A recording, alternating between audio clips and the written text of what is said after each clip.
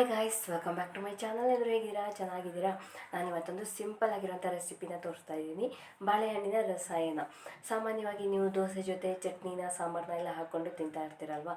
ಯಾವತ್ತಾದರೂ ಒಂದ್ಸಲ ಈ ಥರ ಬಾಳೆಹಣ್ಣಿನ ರಸಾಯನ ಮಾಡಿಬಿಟ್ಟು ದೋಸೆ ಜೊತೆ ಒಂದು ಕಾಂಬಿನೇಷನ್ ಆಗಿ ತಿಂದು ನೋಡಿ. ಚಟ್ನಿ ಅಥವಾ ಸಾಂಬಾರು ಬದಲಿಗೆ ರಸಾಯನ ಹಾಕ್ಕೊಂಡ್ಬಿಟ್ಟು ಟೇಸ್ಟ್ ಮಾಡಿ ನೋಡಿ, ತುಂಬಾ ಚೆನ್ನಾಗಿ ಬಂದಿರುತ್ತೆ. ನಾನಿವತ್ತು ಎರಡು ಬಾಳೆಹಣ್ಣನ್ನು ಉಪಯೋಗಿಸ್ಕೊಂಡು ಯಾವ ರೀತಿ ಬಾಳೆಹಣ್ಣಿನ ರಸಾಯನ ಮಾಡ್ಕೊಳ್ಬೋದು ಅನ್ನೋದನ್ನು ತೋರಿಸ್ತೀನಿ. ಓಕೆನಾ? ತುಂಬಾ ರುಚಿಯಾಗಿರುತ್ತೆ, ನಿಮಗೂ ಕೂಡ ಇಷ್ಟ ಆಗುತ್ತೆ ಅಂತ ಅನ್ಕೋತೀನಿ. ಓಕೆ ಗೈಸ್, ಬನ್ನಿ ಇವಾಗ ದೋಸೆ ಜೊತೆ ಒಂದು ಒಳ್ಳೆ ಕಾಂಬಿನೇಷನ್ ಆಗಿ ಬಾಳೆಹಣ್ಣಿನ ರಸಾಯನ ಯಾವ ರೀತಿ ಮಾಡೋದು ಅಂತ ಹೇಳ್ಬಿಟ್ಟು ತೋರಿಸ್ತೀನಿ. ಓಕೆ ಗೈಸ್, ನಾನಿಲ್ಲಿ ಬಾಳೆಹಣ್ಣಿನ ರಸಾಯನ ಮಾಡ್ಕೊಳ್ಳೋಕ್ಕೆ ಅಂತ ಹೇಳ್ಬಿಟ್ಟು ಎರಡು ಬಾಳೆಹಣ್ಣನ್ನು ತೊಗೊಂಡಿದ್ದೀನಿ. ಇದು ಕ್ಯಾವೆಂಡಿಸ್ ಬಾಳೆಹಣ್ಣು. ನಿಮ್ಮ ಹತ್ರ ಯಾವುದಿದೆಯೋ ಅದನ್ನೇ ತೊಗೋಬೋದು. ಈ ಥರ 2 ಬಾಳೆಹಣ್ಣನ್ನು ನಾನು ಚಿಕ್ಕದಾಗಿ ಕಟ್ ಮಾಡಿಕೊಂಡು, ಎಷ್ಟು ಚಿಕ್ಕದಾಗುತ್ತೋ ಅಷ್ಟು ಚಿಕ್ಕದಾಗಿ ಕಟ್ ಮಾಡಿಕೊಂಡು ಒಂದು ಬೌಲಲ್ಲಿ ಹಾಕಿ ಇಟ್ಕೊಂಡಿದ್ದೀನಿ. ಹಾಗೆ ಇವಾಗ ಒಂದು ಮಿಕ್ಸಿ ಜಾರ್ಗೆ 1 ಬೌಲ್ ಆಗುವಷ್ಟು ತೆಂಗಿನಕಾಯಿ ತುರಿಯನ್ನು ತುರಿದು ಇಟ್ಕೊಂಡಿದ್ದೀನಿ. ಹಾಗೆ 3 ಏಲಕ್ಕಿನ ತೊಗೊಂಡಿದ್ದೀನಿ. ಇವಾಗ ಮಿಕ್ಸಿ ಜಾರ್ಗೆ ಈ ಎಲ್ಲ ತೆಂಗಿನಕಾಯಿ ತುರಿಯನ್ನು ಹಾಕೊಂಡ್ಬಿಟ್ಟು ರುಬ್ಕೋಬೇಕಾಗತ್ತೆ. ನೀವು ತೆಂಗಿನಕಾಯಿ ತುರಿಯನ್ನು ಮಾತ್ರ ಸಪ್ರೇಟಾಗಿ ರುಬ್ಕೊಂಡು ತೆಂಗಿನಕಾಯಿ ಹಾಲನ್ನು ತೆಕ್ಕೊಂಬಿಟ್ಟು ರಸಾಯನ ಮಾಡ್ಕೊಳ್ಬೋದು. ಬಟ್ ನಾನು ಇಲ್ಲಿ ಎಲ್ಲನೂ ಒಂದೇ ಸಲ ಮಿಕ್ಸಿ ಜಾರ್ಗೆ ಹಾಕಿ ನುಣ್ಣಗೆ ರುಬ್ಬಿಬಿಟ್ಟು ರಸಾಯನ ಮಾಡ್ಕೋತಾ ಇದ್ದೀನಿ. ಇವಾಗ ಮಿಕ್ಸಿ ಜಾರ್ಗೆ ಸ್ವಲ್ಪ ತೆಂಗಿನಕಾಯಿ ತುರಿ, 1 ಬೌಲ್ ಆಗುವಷ್ಟು ತೆಂಗಿನಕಾಯಿ ತುರಿ, ಹಾಗೆ 3/4 ಬೌಲ್ ಆಗುವಷ್ಟು ಬೆಲ್ಲ, 3 ಏಲಕ್ಕಿ, ಹಾಗೆ ಸ್ವಲ್ಪ ನೀರನ್ನ ಸೇರಿಸ್ಕೊಂಡು ನುಣ್ಣಗೆ ರುಬ್ಕೊಂಡಿದ್ದೀನಿ. ಇವಾಗ ರುಬ್ಕೊಂಡಿದ್ದಾಗಿದೆ, ನೋಡ್ತಾ ಇರ್ಬೋದು ಎಷ್ಟು ನುಣ್ಣಗೆ ರುಬ್ಕೊಂಡಿದ್ದೀನಿ ಅಂತ ಹೇಳ್ಬಿಟ್ಟು.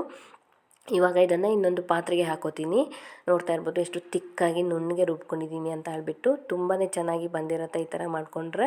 ಇವಾಗ ಮಿಕ್ಸಿ ಜಾರ್ಗೆ ಸ್ವಲ್ಪ ನೀರನ್ನ ಹಾಕೊಂಡ್ಬಿಟ್ಟು ಇದಕ್ಕೆ ಮಿಕ್ಸ್ ಮಾಡ್ಕೋತೀನಿ. ಜಾಸ್ತಿ ದಪ್ಪದಾಗಿದ್ದರೆ ಅಷ್ಟು ಚೆನ್ನಾಗಿರಲ್ಲ ದೋಸೆ ಜೊತೆ ತಿನ್ನೋದಕ್ಕೆ ಅಂತ ಹೇಳ್ಬಿಟ್ಟು.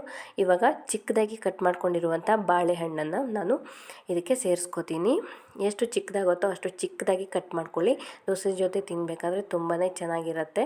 ಇದಕ್ಕೆ ಚಿಟಿಕೆ ಸಾಲ್ಟನ್ನು ಹಾಕೋತೀನಿ. ಇದು ಸ್ವೀಟ್ ಆಗಿರೋದ್ರಿಂದ ಜಾಸ್ತಿ ಸಾಲ್ಟನ್ನು ಹಾಕೋ ಅವಶ್ಯಕತೆ ಇಲ್ಲ. ಸ್ವಲ್ಪ ರುಚಿಗೆ ಎಷ್ಟು ಬೇಕೋ ಅಷ್ಟು, ಒಂದು 1/4 ಸ್ಪೂನ್ ಆಗುವಷ್ಟು ಉಪ್ಪನ್ನು ಸೇರಿಸ್ಕೊಂಡ್ರೆ ಸಾಕಾಗತ್ತೆ. ಇವಾಗ ಇದನ್ನು ಒಂದ್ಸಲ ಕ್ಲೀನಾಗಿ ಮಿಕ್ಸ್ ಮಾಡಿಕೊಂಡ್ರೆ ಬಾಳೆಹಣ್ಣಿನ ರಸಾಯನ ರೆಡಿ ಆಗುತ್ತೆ. ಓಕೆ ಗೈಸ್, ಈ ಥರ ಬಾಳೆಹಣ್ಣಿನ ರಸಾಯನ ನೀವು ದೋಸೆ ಜೊತೆ ಮಾಡಿ ತಿಂದು ನೋಡಿ, ತುಂಬಾ ರುಚಿಯಾಗಿರುತ್ತೆ. ಚಟ್ನಿ ಅಥವಾ ಸಾಂಬಾರು ಬದಲಿಗೆ ಈ ಥರ ರಸಾಯನನ ಟ್ರೈ ಮಾಡಿ ಒಂದ್ಸಲ, ತುಂಬಾ ರುಚಿಯಾಗಿ ಬರುತ್ತೆ. ಇಲ್ಲಿ ನೋಡ್ತಾ ಇರ್ಬೋದು ಸ್ಮೂತಾಗಿ ಫ್ಲಫಿಯಾಗಿ ಬಂದಿರುವಂಥ ದೋಸೆ ಜೊತೆ ನಾನು ಬಾಳೆಹಣ್ಣಿನ ರಸಾಯನನ ಟ್ರೈ ಮಾಡ್ತಾಯಿದ್ದೀನಿ. ತುಂಬಾ ಚೆನ್ನಾಗಿ ಬಂದಿತ್ತು, ತುಂಬಾ ಇಷ್ಟ ಆಯಿತು. ನಿಮಗೂ ಕೂಡ ಇಷ್ಟ ಆಗುತ್ತೆ ಅಂತ ಅನ್ಕೋತೀನಿ. ಓಕೆ ಗೈಸ್, ನೀವು ಕೂಡ ಈ ಥರ ಒಂದ್ಸಲ ಬಾಳೆಹಣ್ಣಿನ ರಸಾಯನ ದೋಸೆ ಜೊತೆ ತಿಂದು ನೋಡಿ, ನಿಮಗೂ ಕೂಡ 100% ಇಷ್ಟ ಆಗೇ ಆಗುತ್ತೆ.